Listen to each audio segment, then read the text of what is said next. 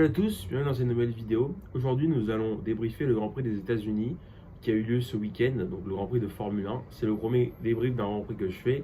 Effectivement, j'avais fait une vidéo sur un petit peu sur la victoire de Leclerc de Monza, mais c'était pas un débrief du Grand Prix, c'était plutôt mon ressenti sur la victoire de Leclerc à Monza, c'était plutôt que sur cet élément-là. Vous avez vu, mon décor il a un petit peu changé parce que exceptionnellement, j'ai un petit souci dans la pièce où je fais d'habitude mes vidéos. Mais bon, là donc j'ai voulu faire cette vidéo aujourd'hui, donc j'ai mis ce petit décor. Voilà, c'est ma chambre. Il n'y a pas de chose de rapport avec la Formule 1, je ne pense pas que Friends a un rapport avec Hamilton, mais bon, voilà. Donc c'est parti pour ce débrief. Alors, pour commencer, le Grand Prix des États-Unis a eu lieu, mais il y a eu une grande trêve auparavant, et il y a eu pas mal de choses qui se sont passées, notamment le départ d'Alain Ricciardo et l'arrivée de la Lawson. Et on va dire, il y a eu un peu une sorte, on va dire, d'attente pour ce Grand Prix parce qu'il y a le duel de championnat du monde et aussi il y a donc l'arrivée de ce nouveau pilote qu'on connaît bien, Liam Lawson. Donc on se disait, bon, là quand même, on est un peu élevé par ce Grand Prix. Mais effectivement, le Grand Prix, le circuit en question, pour moi, il n'est pas un circuit qui est vraiment épatant, il n'est pas magnifique. Donc j'étais un peu sceptique et je pense même pas mal de gens étaient en mode, ok, peut-être on aura une purge, peut-être. Mais visiblement, ce Grand Prix nous a réservé pas mal de surprises. Tout d'abord, on va parler tout de suite de, on va dire, la victoire de Ferrari. Mais c'est vraiment, on va dire, la domination de Ferrari qui a implanté ce week-end. Alors, effectivement, Ferrari n'a pas fait la pole, mais honnêtement, Ferrari, actuellement, est l'équipe qui a le mieux progressé cette année. Surtout, pour moi, Ferrari réalise une de ses meilleures saisons de l'ère hybride, pour moi, parce que Ferrari s'améliore. Les saisons, par exemple, de Sébastien Vettel et de Raikkonen à Ferrari, on a une voiture qui stagnait. On va dire, elle partait bien, mais elle avait du mal à, on va dire, augmenter son niveau. Ferrari, cette année, réussit, notamment grâce, je pense, à Vasseur et une nouvelle équipe, un nouveau membre, à avoir de la régularité et aussi dans les moments difficiles à se relever. Et honnêtement, je suis très content parce que même en course, Ferrari est rapide. Alors effectivement, en qualif, je pense que Ferrari doit faire un peu mieux parce que voilà, aussi un circuit qu'on peut dépasser. Imaginons tu te loupes par exemple à Monaco, ça va être compliqué de dépasser. Donc Ferrari doit un petit peu s'améliorer en qualif, mais effectivement en course, c'est très bien. Et Ferrari fait 1 et 2 et en partant voilà 3 et 4 et il a réussi à monter un rythme de fou, notamment Leclerc, même Sainz ont fait un très beau Grand Prix. Alors effectivement, moi j'ai un petit peu de regret de voir Sainz partir parce que honnêtement j'aime bien le duo Leclerc-Sainz. Je trouve qu'ils sont complémentaires, mais bon, c'est Hamilton qui arrive, donc on va pas non plus se parler. Alors, résultat comptable, Ferrari, dans ce qui est du championnat pilote pour Leclerc, je ne change pas grand-chose, même s'il rattrape quelques points sur Verstappen et Norris. Mais sur le point de vue constructeur, Ferrari a une chance même de remporter donc le titre constructeur et donc aussi de dépasser Red Bull et McLaren, donc logiquement. On espère, donc pour moi, fan de Ferrari, que Ferrari va se battre jusqu'au bout. Honnêtement, pour le titre pilote, je pense que ça va être un peu compliqué, même si bon, on ne sait jamais. La F1, on a toujours des surprises. Du côté de McLaren et Red Bull, il faut faire attention parce que Ferrari arrive vite et les Grands Prix qui vont suivre, Ferrari peut-être peut performer. Effectivement, Mexico, ça va être un peu compliqué parce que c'est un Grand Prix toujours particulier, mais on ne sait jamais, peut-être Ferrari va gagner. Alors, autre, on va dire, chose qui est très importante, c'est que Ferrari n'a pas apporté d'évolution ce week-end et c'est la seule équipe à avoir d'évolution et qui a mieux performé. Donc c'est un très bon move de Ferrari. Encore une fois, on trouve une équipe qui, on va dire, lit bien. On a une équipe qui suit et qu'il y a une sorte de... ils sont tous synchronisés, que ce soit les pilotes, les ingénieurs, les mécaniciens. Il y a un très bon savoir-faire. On espère pour l'année prochaine que ça va être la même chose. Je pense que Ferrari peut penser l'année prochaine à gagner soit le titre pilote, soit le constructeur, parce que pour moi, c'est l'équipe qui a une énorme évolution. Alors effectivement, on peut parler de McLaren, mais je pense que Ferrari, ça fait vraiment pas mal d'années qu'on voit quand même une équipe qui stagne. Et là, Ferrari, j'ai l'impression qu'ils ont trouvé le truc, ils ont trouvé, Vasseur a trouvé, et puis l'arrivée d'Hamilton, donc ça va être très intéressant pour la suite. Donc ensuite, là, on a parlé de Ferrari au début, on va parler donc des rookies. Effectivement, il y a eu des rookies, donc Colapinto et Lawson, qui ont performé. Et effectivement, ça fait plaisir. Honnêtement, je trouve que la Formule 1 manque, c'est un truc que je pense depuis pas mal, même cette année, un peu de pilotes jeunes, manque un peu de fraîcheur. Honnêtement, s'il y a rookies qui viennent, ça fait plaisir parce que c'est un peu une fraîcheur, une chose nouvelle. Je trouve que heureusement Ricciardo est parti. Honnêtement, je sais qu'il y a pas mal de fans de Ricciardo, mais Ricciardo pour moi devait partir. Pour moi, je sais même pas pourquoi il est venu en Formule 1. Ricciardo, pour moi, c'est un pilote que j'adore Ricciardo, mais il a déjà tout donné et je pense que c'est mieux à donner une chance d'autres pilotes. Et surtout que Liam Lawson, c'est un très bon pilote aussi. Mais il n'y a pas seulement Lawson, il y a aussi Franco Colapinto. Et honnêtement, Colapinto, on s'est tous un peu moqué de lui Vous dire, mais c'est qui ce pilote? Il va remplacer que personne ne le connaît. Et honnêtement, Williams, faut peut-être que Williams, c'est peut-être mieux faire du travail que nous les fans. Parce qu'honnêtement, quand la Pinto il performe, à Bakou il est devant Hamilton. Donc voilà, c'est très performant, très encourageant pour la suite. Malheureusement, il n'aura pas de baquet l'année prochaine. On espère qu'il aura un baquet pour 2026. J'espère en tout cas pour moi, parce qu'honnêtement, il mérite peut-être il va aller chez Kick Sauber, chez Audi. Je sais pas, mais honnêtement, j'espère parce qu'il le mérite. Du côté de Lawson, bon, il y a ces petites guéguerres qui se fait avec Tsunoda. C'est vrai que les deux estiment un baquet chez Red Bull, parce que Sergio Perez, encore une fois, pour moi, Red Bull joue un championnat à un pilote. Perez n'est pas là. Et honnêtement, les deux méritent plus que Perez. Honnêtement, je pense qu'il est favori maintenant, c'est Lawson, parce que je trouve que Tsunoda est un peu trop agressif, même un peu trop stupide même. Lawson est plus mature. D'ailleurs, petite anecdote drôle, ce qui s'est passé avec Alonso, bon, c'est pas le truc le plus marrant du monde, mais voilà, on a retrouvé un peu des pilotes un peu à l'ancienne qui se chamaillent, notamment Alonso, et qui s'insultent. Voilà, bon, c'est peut-être pas les meilleures choses beaux à voir, mais c'est vrai que on a tendance à avoir une F1 très propre, et là, on a revu une F1 un peu plus sale, on va dire. On pense pas trop à l'image. Donc voilà.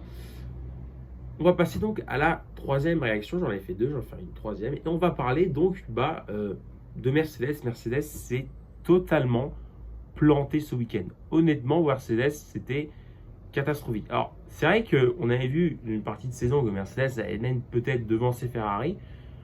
Mais là, Mercedes tombe. Alors, j'ai l'impression que Mercedes, ils ont du mal. J'ai l'impression que Mercedes, depuis ces nouvelles relations, a du mal à trouver de la continuité. J'ai l'impression plus que c'est quelque chose, on va dire, même d'organisation, que ce soit le développement de la voiture. Parce qu'honnêtement, les deux font un week-end raté. Hamilton se plante totalement. Russell va finir dans les points, mais voilà, ça va être compliqué. Il a aussi reçu une pénalité. Du côté Hamilton, je pense que c'est pas un hasard qu'il a voulu partir de Mercedes. Je pense qu'il sent depuis pas mal d'années Mercedes n'est plus comme avant. Et je pense que Mercedes avait trouvé une faille de cette ère, on va dire cette ère hybride, que ce soit du moteur, mais je pense que c'est une augmentation. Ils ont eu beaucoup du mal, et c'est l'équipe pour moi des Cadors qui a eu le plus eu en difficulté. Alors effectivement, Mercedes cette année a gagné des courses, mais là ça fait pas mal de grands prix. Mercedes a du mal, et honnêtement c'est dommage, parce que je trouve que c'est quand même dommage de voir Mercedes, une équipe qui a tant gagné, qui a du mal comme ça. Mais je trouve que voilà, c'est comme quoi la F1 est un sport cruel, tu peux très bien dominer pendant des années, et là on a l'impression de voir une équipe qui a du mal. La voiture n'est pas conduisible, et surtout j'ai l'impression que les pilotes ne comprennent pas trop. La voiture est irrégulière, c'est-à-dire que des fois elle performe, des fois elle ne performe pas, par rapport à Red Bull, les McLaren et Ferrari, que Ferrari, McLaren, Red Bull, donc comme je l'ai dit, ils ont une régularité, donc on va dire ils ont une ligne droite. McLaren ça fait ça, c'est des hauts et des bas. Donc voilà, on espère qu'ils vont s'améliorer pour les fans de Mercedes. Mais là ça va être compliqué pour le reste de la saison, surtout que là le Grand Prix du Mexique c'est un Grand Prix compliqué, donc il y a des circuits compliqués, et on espère peut-être le circuit peut performer, c'est Interlagos, donc on espère pour eux. Quatrième réaction, alors là on va parler, ça va être un peu plus long, on va parler un peu donc des pénalités et de la FIA, et on va aussi parler donc de l'accrochage Verstappen-Norris. Alors ce Grand Prix, il y a eu pas mal de pénalités infligées à beaucoup de pilotes. Alors j'en ai beaucoup, j'en ai sûrement oublié quelques-uns, mais notamment à Russell, à Norris et à Gasly. Pour moi, c'est un peu, même beaucoup limite, même très limite. Pour moi, les pénalités, ces trois pénalités que la FIA a mises, ce ne sont pas des pénalités justifiables. Pour moi, une pénalité, c'est quand on prend un avantage considérable sur quelqu'un. À un moment donné, ces voitures-là, c'est compliqué déjà de dépasser de 1. Et comment tu veux dépasser quand la voiture fait la taille d'un camion et que les autres pilotes font des décalages et te poussent vers la faute? Alors effectivement, peut-être la pénalité de Gasly, peut-être elle est méritée, parce que bon, il est en dehors de la piste. Mais bon, une fois, c'est limite, parce que les deux se vont en dehors. Donc, on va dire, quand pour moi un pilote pousse l'autre en dehors de la piste, à un moment donné, toi tu m'as poussé, donc je te rends la monnaie de ta pièce. C'est ça, ça marche dans le sport. C'est comme si par exemple dans le foot, quand il y a un accrochage dans la surface de réparation et deux joueurs s'accrochent, on va pas siffler pénalty, c'est les deux qui s'accrochent. C'est un peu ça comme j'ai lu. Pour moi, il n'y a pas pénalité. Et on va prendre le cas flagrant, c'est le cas Verstappen-Norris. Alors la bataille est superbe, honnêtement Verstappen défend extrêmement bien, il n'y a rien à dire, mais honnêtement, il n'y a pas pénalité. Sur l'accrochement, il n'y a pas pénalité. Pour moi, c'est même limite scandaleux qu'il y ait une pénalité. Pour moi, Verstappen pousse Norris en dehors de la piste. Il le pousse en dehors de la piste. Effectivement, Norris, c'est un peu bête, parce que pour moi, il aurait dû peut-être dépasser après. Il a un peu. Mais En fait, du moment donné que c'est Verstappen qui pousse dehors Norris, je pense que les deux sont en tort. Parce que j'ai redit l'exemple tout à l'heure, mais quand en foot, il y a deux joueurs qui s'accrochent, on va pas siffler penalty. On va pas, si un défenseur et un attaquant s'accrochent, se tirent le maillot et les deux tombent, généralement l'arbitre ne va pas siffler penalty parce que bon, vous avez fait faute tous les deux, donc c'est 50-50. Je pense que c'est la même situation. Je pense que les deux se plantent parce que Verstappen pousse dehors Norris et Norris du coup double à l'extérieur, mais il double à l'extérieur pourquoi parce que Verstappen a poussé dehors. Surtout qu'on a vu que Russell a pris une pénalité exactement pour la même chose parce qu'il avait poussé dehors, il me semble, Joe Bottas, c'est une geek ça opère en tout cas. Donc je me dis, bah, du coup, votre règlement il est bizarre parce que vous, et ça c'est un truc que j'ai en parlé de mes vidéos sur l'air hybride, la FIA depuis ces années n'est pas capable de faire un règlement qui, comme Mercedes, hein, qui est stable. Le règlement de la FIA est incohérent et à chaque fois on va d'un point A à un point B, c'est-à-dire que à chaque fois on change de règlement.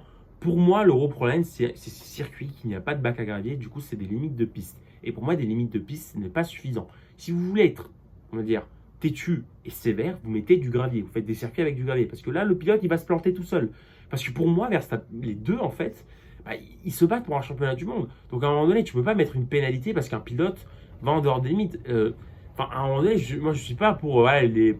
Il y a un youtubeur italien qui dit ah la F1 c'est nul, il a montré un exemple de quelqu'un qui clairement GRT un autre pilote, il dit ah mais ça c'est pas pénalité. Je suis pas de cet avis là, mais je suis pas non plus de l'avis que pour faire un dépassement, tu es obligé de faire un petit DRS comme ça, oh bah super j'ai fait un dépassement. Non, il faut quand même batailler un peu et effectivement ces F1 là sont très grandes et moi je suis contre une F1 clean, mais que clean en fait. Je suis pour un sport juste avec des pénalités, mais là je trouve que c'est exagéré. Surtout que là, Verstappen avait fait une autre manœuvre en début de course et là on n'a pas pénalisé. Encore une fois, l'argument parce que c'est le début, on n'est plus tolérant. Ok, donc moi qu'est-ce que je vais faire? Je vais faire un départ, je vais atomiser deux personnes. Ah bah non, mais c'est le début de course. Je suis plus, je suis moins sévère. Non, les gars, c'est clairement une incohérence de la part de la FIA. Je pense que la FIA il faut changer d'organisation. Moi, j'ai un avis que malheureusement, dans le sport, il y a pas mal de personnes, que ce soit dans le tennis, dans le foot, la Formule 1, qui arbitrent et qui font des règles, mais qu'eux ne sont pas des pilotes ou des joueurs ou des tennisman. Donc, le fait qu'ils n'ont aucune sensibilité. Si tu mets, je sais pas, un Nico Rosberg à la tête de la FIA, peut-être qu'il va être plus négligent et qu'il va avoir une sensibilité, c'est-à-dire qu'il va lire, ok, là, il a fait ça parce que on est à ce moment-là, on est à ça. Moi, je pense qu'il faut une sensibilité de la part des commissaires de voir que bon là je me répète mais les deux font de la merde, les deux se plantent. Alors et ça c'est dommage. Alors effectivement aussi un autre truc qui est malhonnête, c'est que généralement dans ce genre de situation la FIA peut intervenir et peut dire bon vous devez rendre la position. Le truc c'est que McLaren probablement ils étaient un peu naïfs parce qu'ils savaient qu'ils allaient prendre une pénalité, il fallait peut-être rendre la position et Norris ça fait même un décalage très agressif sur Verstappen au tour suivant. Donc c'est vrai que Norris pardon, il n'a pas été très malin sur ça. Donc, du point de vue comptable, Verstappen prend donc quelques points d'avance. Effectivement, ça ne change pas grand-chose au championnat, que ce soit de l'avance de Verstappen, de l'avance de Norris. Norris peut encore gagner le championnat, mais ça risque d'être un peu compliqué. Il faut qu'il fasse un sans faute, honnêtement, et que Verstappen se plante. Moi, un truc qui me dérange un peu, c'est que Verstappen, là, on ne le voit pas vraiment faire le Grand Prix. Je lui dis, ok, là, il veut prendre le championnat du monde. Tous les grands pilotes ont eu des moments où on s'est dit, ok, là, il va prendre le championnat du monde. Verstappen, cette saison-là, j'ai pas l'impression qu'il manque quelque chose à Verstappen, honnêtement. Sincèrement, s'il gagne sur le championnat du monde, il s'en sort bien.